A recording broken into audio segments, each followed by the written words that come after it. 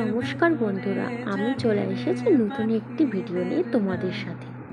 চলো, আজকে আমরা চলে যাচ্ছি আম্বিকা, তারপর চলে গেছিলাম আমরা লাভাতে। এবার দেখো, এই যে লাটাগুড়ি ঢুকছি, বাঁ দিকে আমাদের বাড়ি পড়ে, কিন্তু রাস্তার ধারেই কিন্তু আমাদের আরেকটা বাড়ি আছে। সেটাই আমি আমার বন্ধু বান্ধব আর সাথে তোমাদেরকেও জানালাম। এই যে বাড়িটা হলুদ কালারের, সেটা হচ্ছে আমার আরেকটা বাড়ি, সেটা হলো লাটাগুড়িতে। আর সেই বাড়িতে আমার কাকু কাকিমা, আমার দাদু ঠাকুমা, বাবার কাকাতো ভাই বোন সবাই থাকে সেখানে। তো চলো, আমরা এখন লাটাগুড়ি বাজার পার করছি। এবার এখানে একটু আস্তে আস্তে যাচ্ছিলাম কোনো দোকান খোলা আছে কিনা, কারণ অনেক ভোর ভোর দিকেই আমরা পেয়েছি। তো এবার আমাদের খিদে পেয়ে গেছিলো, তার জন্য আমরা দেখছিলাম যে কোনো দোকান খোলা ছিল কিনা, কিন্তু বাজার তো তখনও খুলেনি, তার জন্য কোনো দোকানও খোলেনি। আমাদেরই কপাল খারাপ। তো যাই হোক, এবার তো আমরা ফরেস্টের ভিতর ঢুকে যাচ্ছি। আর ফরেস্টের ভেতরে ঢুকছি বলে তো সবাই চিন্তা করেছিল যে আগে খেয়ে নিব, তারপরে ফরেস্টের ভিতরে ঢুকবো। কিন্তু কিচ্ছু করার নেই, ফরেস্ট পার করেই যেতে হবে। চালসার আগে মনে হয় না খাবার পাব। তো চলো, এখন আমরা চলে যাচ্ছি ফরেস্টের ভিতর দিয়ে আমাদের ডেস্টিনেশন। তো এই যে দেখতে পাচ্ছ, লাটাগুড়ি ফরেস্টে এখন তো অনেক রিসোর্ট হয়েছে, নতুন নতুন রিসোর্ট। তারপর এই দেখো, আই লাভ লাটাগুড়ি, এটাও বানিয়েছে। তো এত সুন্দর সুন্দর জিনিস নতুন করে করছে উন্নয়ন থেকে, তো সেটা খুবই ভালো লাগে দেখে, যে আগে এগুলো কিছুই ছিল না, এখন অনেক কিছুই হচ্ছে। ট্যুরিস্ট প্লেস, তার জন্য অনেক কিছুই হচ্ছে, কারণ অনেকেই বাইরের থেকে ঘুরতে আসে। আমাদের বাড়ির সামনে পাহাড় ডুয়ার্স বলে আমরা তো অল টাইমই যেয়ে থাকি, কিন্তু যারা বাইরে থাকে তাদের জন্য তো আমি বলবো যে তারা ঘুরতে আসে, আর তাদের ব্যবস্থা ভালোর জন্য খুব দরকার এখানে রিসোর্ট বা আদার্স জিনিসপত্রগুলো। তো তার জন্য চলো, আমরা এখন চলে যাচ্ছি। এবারে একবারে যাই মহাকালে দাঁড়াবো। সকাল সকাল না, ভোরবেলার দিকে ফরেস্টের ভিতর দিকে যেতে গেলে সবার খুব ভালো লাগে, বিশেষ করে তো আমার খুবই ভালো লাগছিলো। সামনে গাড়িতে আমার দু দাদা, তো তারা আগে আগে যাচ্ছিলো, আমি অনেকটাই পিছনে ছিল। আর আমার এত ভালো লাগছিল যে ফরেস্টের ভিতর দিক দিয়ে এরকম ঠান্ডা ঠান্ডা ওয়েদার, তার সাথে এত সুন্দর ঠান্ডা মানে হাওয়া দিচ্ছিল, যে এত ভালো লাগছিল। তো এবার তার জন্য আমরা একটু আস্তে আস্তে যাচ্ছিলাম, যে ফিল করতে করতে। তো অনেক দিন পর আমরা যাচ্ছি ঘুরতে, তার জন্য একটু ভালো মতনই যাই। তো চিন্তা করেই বেরিয়েছিলাম যে না, ঘুরতে যাব তো সব কিছু জায়গায় ঘুরতে যাব। তো এবার চলো, আমরা ফরেস্টের মাঝখানে চলছি এখন। এবার এত সুন্দর লাগছিল যে বলারও বাইরে। আমার তো খুব পছন্দ হচ্ছিল, যে মনে হচ্ছিল এখানেই 5-10 মিনিট দাঁড়িয়ে ফিল করে তারপর যাই, কিন্তু কিছু করার নেই, নইলে আমাদের পাহাড়ে যাওয়াটা খুব দেরি হয়ে যাবে। এই ব্রিজটা কিন্তু অনেকেই ছিল, যারা ডুয়ার্সে থাকো তারা কিন্তু চিনবেই, আর যারা ডুয়ার্সে ঘুরতে গেছো তারাও ছিল। মালবাজারে শুনেছো সবাই, দুর্গাপুজোর সময় খরপাবান হয়েছিল, এই নদীতেই হয়েছিল কিন্তু। আর অনেক ছোট ছোট বাচ্চা বড়দের অনেকেরই জীবন গিয়েছে। সত্যি খুব খারাপ সেই দুর্গাপুজোর দশমী গিয়েছে, আমাদের কেন, পুরো নর্থ বেঙ্গলেরই। এবার খুব মানে একটা বাজে একটা ঘটনা ঘটেছিল। তো সেটাই পার করলাম আমি একটু আগে। আর এই নদীটা দিয়ে যতবারই পার হই, ভাবি শুধু ওই সেই দিনের কথাগুলো। তো যাই হোক, আমরা এবার চলে যাচ্ছি আমাদের ডেস্টিনেশনের রাস্তায়। এবার দেখো, আমরা খুব কাছাকাছি চলে এসেছি। এটা মালবাজার ঢুকে যাচ্ছি আমরা। দেখো সামনেই কিন্তু ওয়েলকাম টু মালবাজার লেখা, কিন্তু আমরা মালবাজার হয়ে যাব না, আমরা রাইট সাইড হয়ে যাব। রাইট সাইড দিয়ে আমরা পাহাড়ে চলে যাব। এবার যাই হোক, আমরা এবার চলে আসছি মানে ডেস্টিনেশনে একদম রাস্তাতে। আর এই দেখো, এখানে কিন্তু অনেক ট্রি গার্ডেন, আর সেগুলোর কিন্তু ফ্যাক্টরি আছে, সেগুলো আমরা দেখে নিলাম। আর এই যে রাস্তাটা খুব ফাঁকা ফাঁকা লাগছিল, রাস্তাটাও খুব একটা মানে ভাঙা ভাঙা লাগছিল।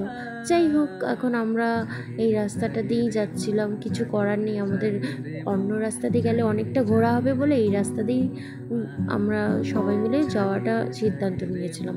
তো এবার চলো, আমরা এবার চলে যাই আমাদের ডেস্টিনেশনের রাস্তাতে। এই যে দেখো সামনে কিন্তু একটা বোর্ড আছে, বোর্ডটার মধ্যে লেখা আছে কোথায় যেতে কত কিলোমিটার লাগে। আমরা দেখে নিলাম 41 কিলোমিটার লাগবে এখান থেকে লাভা যেতে, আর গরুবাথান যেতে কত কিলোমিটার লাগবে সেটাও লেখা ছিল। তো যাই হোক গরুবাথান হয়েই লাভা যেতে হবে। তো এবার গরুবাথানে আমরা ঢুকবো না, আমরা সাইড দিয়ে বেরিয়ে যাবো। কিন্তু রাস্তা কিন্তু এবার খেতে হবে, প্রচণ্ড জোর সবার খিদে পেয়ে গেছে। এবার শুরু হলো পাহাড় দেখা, চোখ খুলে আর পাহাড়ে এবার উঠে যাওয়া। আস্তে আস্তে পাহাড়ে উঠে যাচ্ছি, আর এত সুন্দর দৃশ্য যেটা চোখে ধরার বাইরে, এত সুন্দর লাগছিল। তখন মনে হচ্ছিল না যে আমার কাছের মানুষের সাথে দুটো কথা বলি।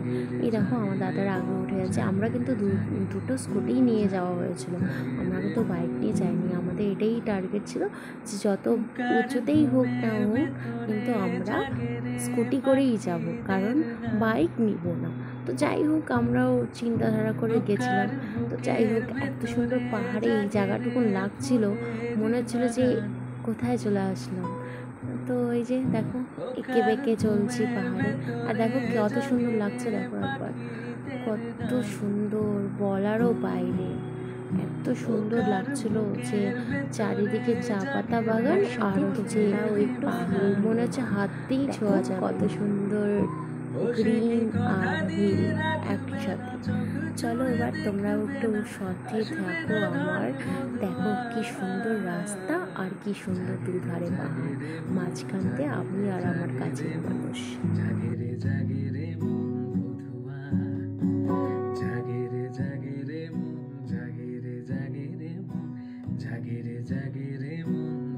আমার কাছের মানুষকে দেখে মনে হচ্ছিল সেই শুধু একমাত্র রাইডিং করতে বেরিয়েছে, আর আমাদেরকে তো দেখে মনে হচ্ছিল আমরা ঘুরতে যাচ্ছি নর্মাল সিজনে, যে কোনো জ্যাকেটও লাগাইনি, কোনো কিছুই লাগাইনি।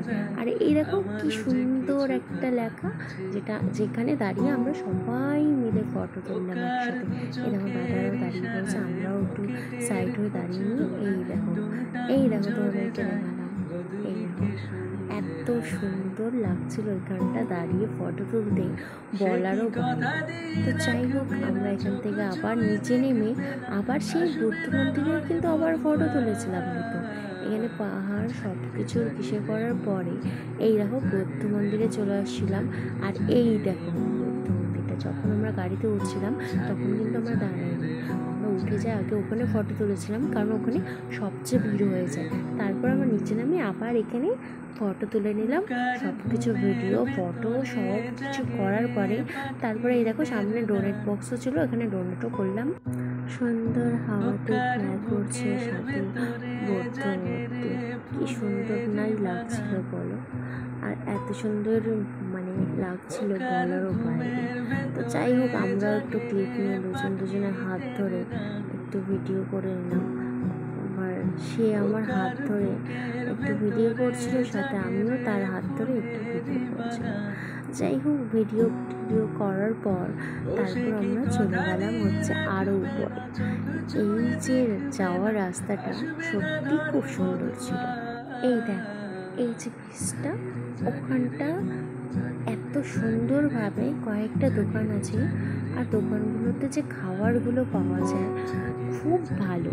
আমরা গিয়েছিলাম আসার পথে, যাওয়ার সময় আর আমরা দাঁড়াইনি কারণ দেরি হয়ে যাবে বলে। আর নিচটা খুব সুন্দর, ওই যে দেখো আই লাভ জেল লেখা, তো সেখানটাও গিয়েছিলাম আমরা আসার পথে। যাওয়ার সময় আর দাঁড়াইনি কারণ দেরি হয়ে যাবে বলে, কারণ দেরি হয়ে গেলে পাহাড়ে অন্ধকার হয়ে গেলে একটু চাপের ব্যাপার হয়ে যাবে। গাড়ি থাকলে আলাদা ব্যাপার, যেহেতু আমরা বাইক স্কুটিতে গিয়েছিলাম তার জন্য আর বেশি দেরি করিনি।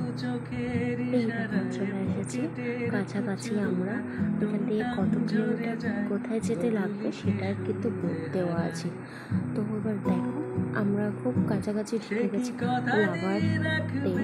লাভা মন্টেসরিতে আমরা প্রথমে ভিজিট করেছিলাম, সেখানে যে অনেক ভিডিও অনেক ফটোস সেগুলো আমার ফেসবুকে ছাড়া আছে, অনেক দিন হয়ে গেল ছেড়েছিলাম। তো যাই হোক এইগুলো খুব একটা মোমেন্ট যেগুলো সবাই করতে পারে না, আমার কাছে খুব একটা মানে খুব ভালো লাগে। পাহাড় ঘোরা মানে অ্যাচিভমেন্ট করা। তো যাই হোক এই দেখো চলে এসেছি আমরা এখন মন্টেসরির সামনে। এবার এখানে বৌদ্ধ মন্দির, যেটা বটনিস্টরা বেশিরভাগ পুজো করে থাকে। সেখানে ওদের স্কুল বা কলেজ কিছু একটা আছে।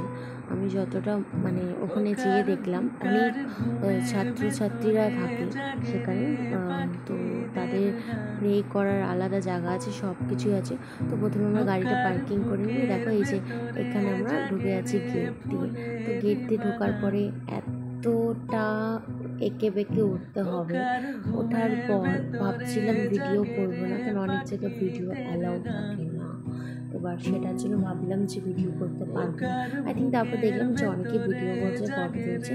তারপরে আর এখানে কিন্তু শুটিংও হয়েছিল প্রেম আমার তোমার মন জাগেরে জাগেরে গানটার কিন্তু শুটিং হয়েছিল। তো সোহম আর বাইরে তখন খুব ওরা ফেমাস হয়েছিল এই গানটার থেকে। অনেকগুলোই গান খুব ভালো ছিল। আমার যতদূর মনে হচ্ছে প্রেম আমারই হবে সিনেমাটার নাম। তো ওই যে ভিতরে ঢুকে গেলাম, এখানে দেখো কি সুন্দর। এটা কিন্তু আমি ঘোরাচ্ছিলাম খুব ভার, মানে এক হাত দিয়ে ঘোরাতে গেলে মানে ওটাকে টেনে টেনে ঘোরাতে অনেক টাইম লাগছে। তো যাই হোক, এটা ঘোরানোর পর ওখানে অনেক আমরা ফটো তুলে।